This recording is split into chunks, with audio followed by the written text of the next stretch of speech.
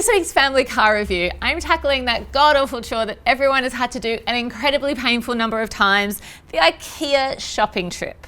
But I'm going to show you some tricks on how to survive without tearing your hair out. I've got the Toyota RAV4 for the challenge. It's the GXL, which is middle of the range. Let's see how it performs.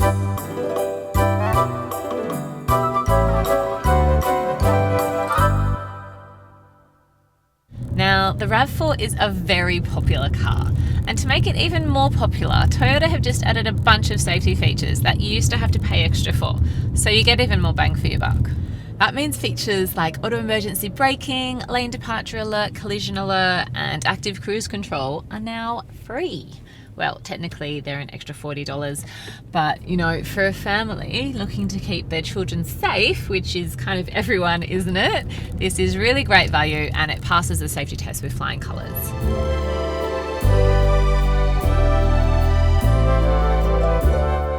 I have to admit though, when I first got into the car, I just thought, why is this a top-selling vehicle? Because to me, it feels a bit ordinary in here.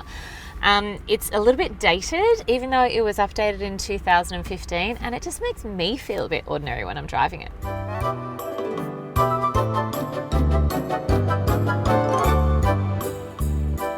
It's kind of like a gumboot. You know how a gumboot is really ordinary in design, but you can paint it in a bright colour? That's this RAV4 GXL. It's fine to be inside, but compare it to a Mazda CX-5 or a Volkswagen Tiguan, which are both brand new in design, and the RAV4 starts to feel a bit basic. The storage is perfectly fine. There are 2 cup holders in front, 2 in the back, a bottle holder in each door, small spot for my keys down here, and a small spot for my phone, and that's all fine. The interior design is fine. It's just not flash. It's nothing to Instagram about. You're not lacking anything, but you might still want for more.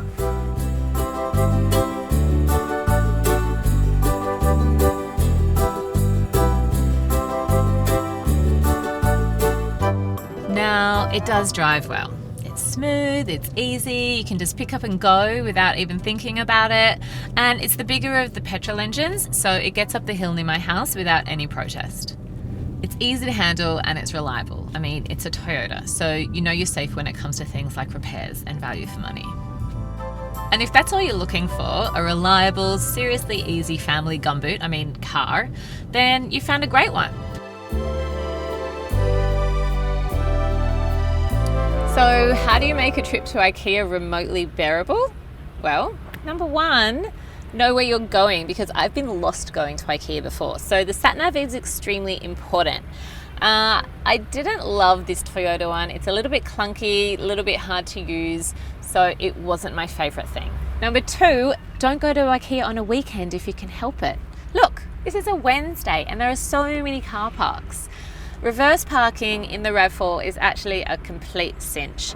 It's got a reverse parking camera, there's front and rear parking sensors, plus it has a really small turning circle which all help you park easily. Number 3, if you do go on a Saturday, go early, like 9 AM, then you're out of there by 10, done. Number 4, have a list. Don't get IKEA'd. Don't go in for a chopping board and come out with a dining table. If you need to get something from the marketplace, just go in backwards at the exit. Head straight to what you need and then head straight out. Don't get IKEA'd.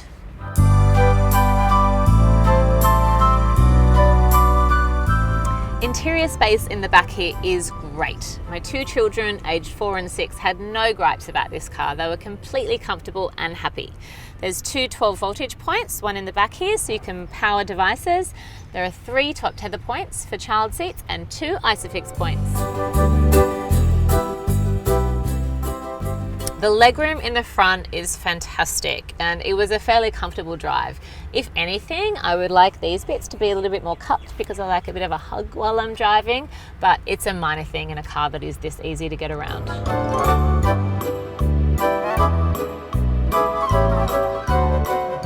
Now, you know how I was wondering why people like the RAV4? I found the answer. It's the boot space. It's really roomy. I can sit in here, I can put my grocery shopping in here, the pram in here. I'll be able to fit my IKEA bookshelves in here, no trouble. In fact, the boot is 174 litres bigger than its rivals, the Mazda CX-5. That's this suitcase and this suitcase bigger.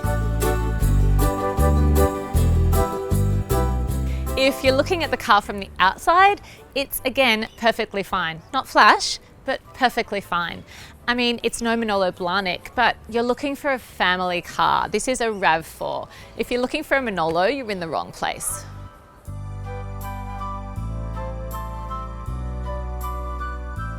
The Toyota RAV4 wins on practicality, ease of driving, and value for money, as in it's a car, it works, it's safe, and it's reliable. If that is music to your ears, then you have found your match. I gave it a family rating of 7 out of 10 because I like a little bit more razzle for my dazzle.